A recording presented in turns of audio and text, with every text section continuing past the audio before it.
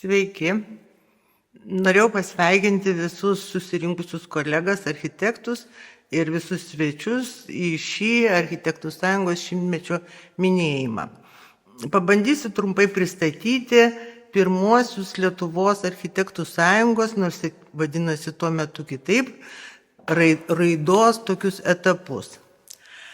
Taigi pavadinčiau net prieš istoriją.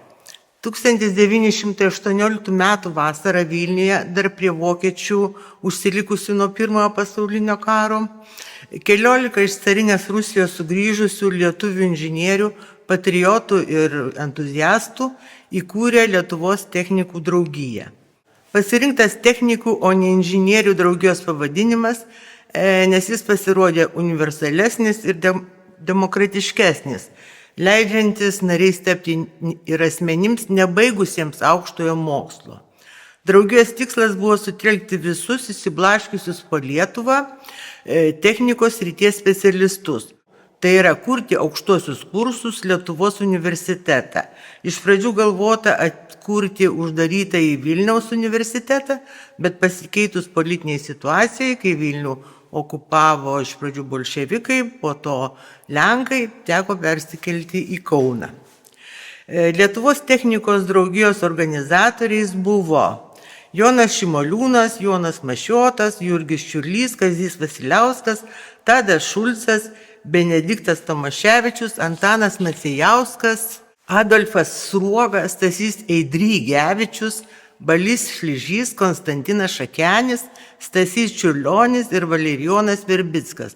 Šias pavardės išvardėjau todėl, kad visi šie asmenys tapo žymiais specialistais, buvo valdžios atstovais, ministrais, universitetų dėstytojais ir profesoriais.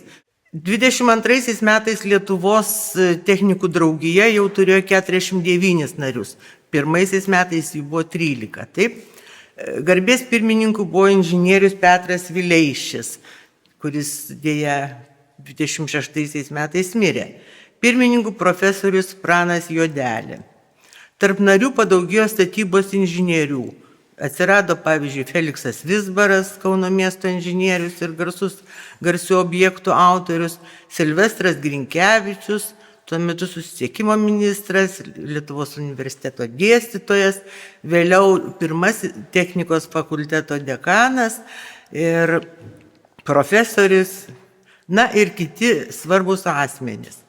24 metų lapkričio 2-5 dienomis Lietuvos technikų draugija Kaune surengė pirmąjį Lietuvos inžinierių ir architektorių kongresą. Tai vyko universiteto salėje. Jame susirinko jau 150 dalyvių ir buvo įsteigta Lietuvos inžinierių architektų sąjunga. Įstatai, kurių rengimui vadovavo profesorius Mykolas Sangaila, Kauno miesto viršininko raštinėje, buvo įregistruoti 25 vasario 14 dieną. Sąjunga turėjo rūpintis savo narių solidarumu, profesinę etiką, spręsti vidinius ir išorinius nesutarimus, numatyta įsteigti draugų teismą, reguliuoti atlyginimo normas, reglamentuoti savo narių profesinės teises ir pareigas, organizuoti tarpusavio pagalbą, rūpintis profesinio mokslo tobulinimu. Nariai galėjo būti aukštąjį mokslą baigę ir diplomuoto inžinieriaus ar architekto laipsnį turintys Lietuvos bei užsienio piliečiai. Pirmojų sąjungos valdybos pirmininkų išrinktas Jeronimas Šliogeris, elektros srities inžinierius. 26 Silvestras Grinkevičius, 28 Stasys Čiurlionis, 29 Artūras Langė, 31 Pranas Juodelė, kuris buvo ilgiausiai sąjungos pirmininku. Architektus valdyboje atstovavo Vladimiras Dubeneckis, Vytautas Landsbergis ir Mykolas Songaila, čia pirmaisiais 24 metais. 29 tas Lietuvos inžinierių architektų sąjunga, sutrumpintai LIAS, buvo 109 nariai. Susibūrė statybininkų ir architektų sekcija, kuriai iki mirties 32 metais vadovavo Vladimiras Dubeneckis. Didžiausių organizacijos nuopelnų reikia laikyti 1929–40 metais leistą žurnalą Technika Rūkis, skirtą visoms inžinerijos aktualiams, taip pat dažnai jame buvo rašyta apie architektūros ir statybos reikalus. LES viduje paaštrėja nuomonių nesutarimai dėl VDU technikos fakulteto mokymo programos bei profesinės praktikos teisių iššaukė skilimą. 31 metų pavasarį iš sąjungos atsiskyrė Lietuvos diplomuotų inžinierių ir architektų draugija, o likusieji pasivadino Lietuvos inžinierių sąjunga LIS. Diplomuotusius sudarė daugumoje užsienį baigusieji, kurie buvo nepatenkinti Lietuvos aukštojo mokslo įstatymu, kuris teigia, kad diplomai Lietuvoje galioja tik tie, kur studijos vyko pagal Lietuvoje priimtą programą. Visiems kitiems reikėjo perlaikyti profesinės kvalifikacijos egzaminus. Diplomuotojų draugijai vadovavo Jonas Augustaitis, aktyviais nariais buvo Vytautas Landsbergis, Aleksandras Mačiūnas, Algirdas Šalkauskis. 34 metais diplomuotųjų buvo 70 narių, o pavyzdžiui, inžinierių sąjungoje 140. 36 atitinkamai 26, o LIT inžinierių draugija jau tuo metu vadinosi 183. 37 metais diplomuotieji visai neteko populiarumo ir likvidavosi. O Lietuvos inžinierių draugijoje buvo atgaivinta anksčiau buvusioji architektų sekcija, o taip pat ir visos kitos sekcijos, nes jau tuo metu prieš tai jinai veikė jau masiškai, visiškai be skiros specializacijos.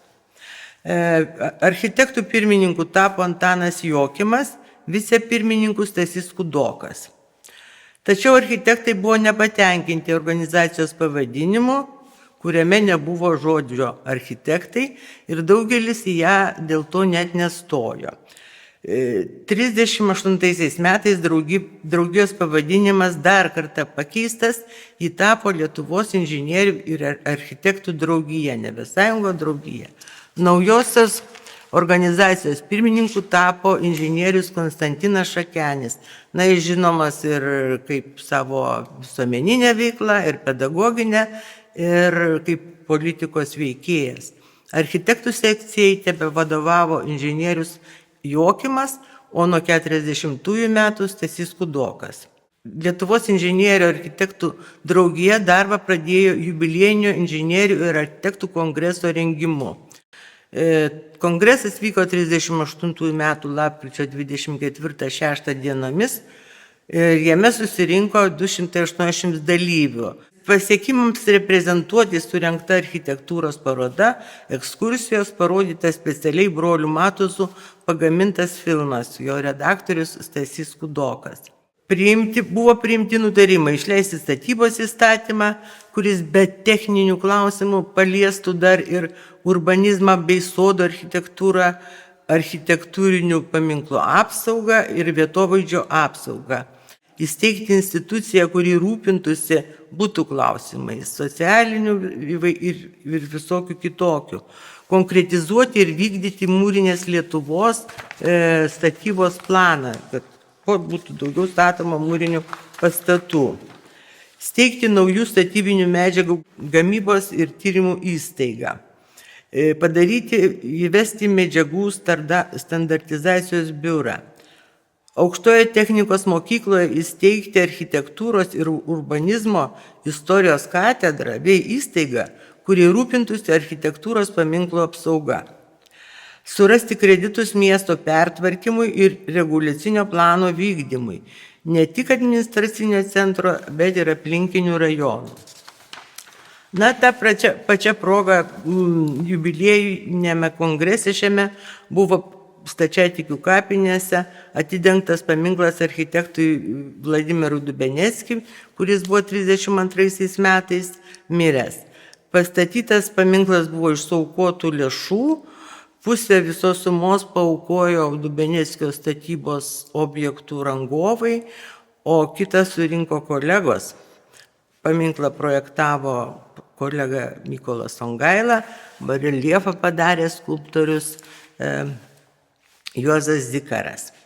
39 kovo mėnesį inžinierių architektų draugijoje buvo 226 nariai, po metų 244. Kovo 40 metų kovo 2 dieną įvyko metinis draugijos suvažiavimas, paskutinysis laisvoje Lietuvoje. Vėliau politinės aplinkybės organizaciją suskaldė į dvi dalis. Likusieji okupuotoje Lietuvoje veiklą tęsė LTSR architektų sąjungoje, nublokšti emigracijon pasaulio lietuvių inžinierių architektų sąjungoje. Dar galėčiau paminėti, kad tokia kasdieninė architektų veikla be suvažiavimų ir tų kongresų vykdavo tokiuose specialiuose susirinkimuose, kurie būdavo vadinami alučiais. Tie alučiai vykdavo kartą maždaug per mėnesį, neformaliu aplinkoje, dažniausiai ar karininkų ramovės restorane, ar metropolį. Ir ten buvo diskutuojama tokioj laisvoj formai, aktualiais klausimais. Taip pat tie paprasti klausimai, kasdieniai einamieji reikalai būdavo publikuojami leidžiamuose biuleteniuose. Tie biuleteniai išeidavo maždaug 6-7 per metus. Tai reiškia tokia jau paprasta leidybos forma, informaciniai tokie bukletai. Taigi, ką konkretaus nuveikė šį įvairiais pavadinimais egzistavusi inžinierių ir architektų organizacija.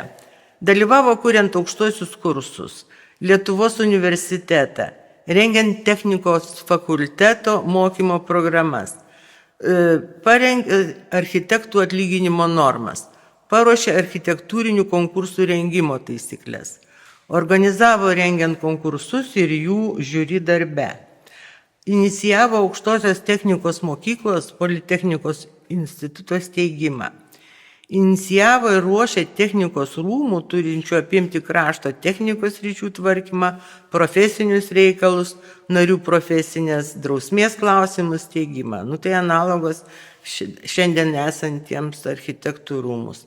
Ir kaip minėta, leido žurnalą Technika ir ūkis.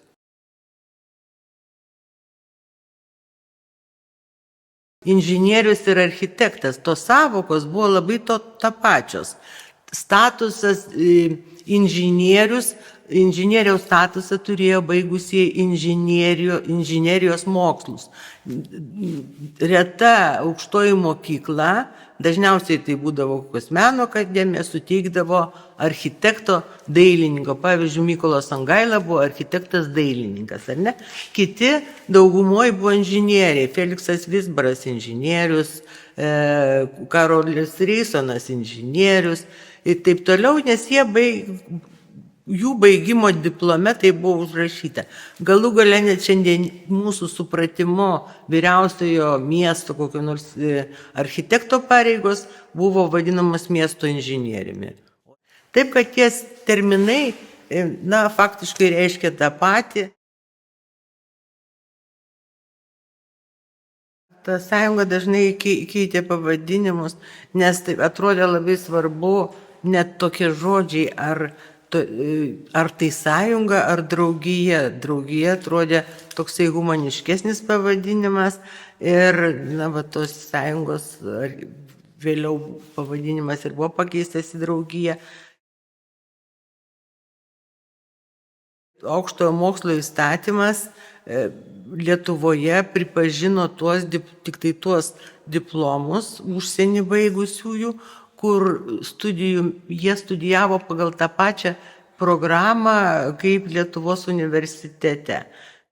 Priešingų atveju reikėjo išlaikyti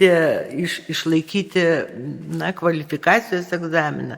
Pavyzdžiui, Vytautas Landsbergis diplomą Romos karališkojo architektūros mokykloje gavo 26 metais, tačiau oficialiai jo diplomas buvo pripažintas tik 32 metais. Tai tą laikotarpį jis dirbo nelegaliai, sakytume. Tokia pati istorija ir su Arnu Funku, kuris baigė Vokietijoje aukštosius mokslus. Bet jisai tai tiesiog atliko darbus, padarė savo darbų albumą 34 metais. Tai tas albumas buvo paruoštas būtent Funko diplomui įtvirtinti. Ir Funko istorijose tokias žinome, kad jo kai kurios projektus pasirašydavo jo Uošvis, Grinkevičius, kadangi jisai neturėjo teisės pasirašyti. Architektų ar inžinierių sąjunga, tą sąjungą bendrai vadinkime, jinai faktiškai veikia Kaune. Bet čia buvo visos Lietuvos sąjunga. Ir jos nariai taip pat buvo apskrityse ir kitose miestuose dirbantieji architektai, kurie vadinosi inžinieriais, ypač jeigu vyriausias ten, pavyzdžiui, Panevėžio, tai inžinierius, vyriausias Marijampolės inžinierius ir taip toliau. Ir būdavo miesto inžinierius ir apskrities inžinierius. Tai reiškia tokie du pareigūnai, kurie rūpinosi būtent tą veiklą. Tai jie dažniausiai dalyvaudavo architektų sąjungos šitoje veikloje. Tačiau, kad būtų skyriai tose miestuose, tai nebuvo, neteko girdėti. Dar toks tai klausimas, ar kaip tie alučiai, ar ir moteris tose alučiuose dalyvaudavo. Jos gal ir galėjo dalyvauti, tačiau nebuvo nė vienos moters architektų šitoj draugijai. Buvo vien vyrai. Nebuvo draudžiamas jau studijuoti.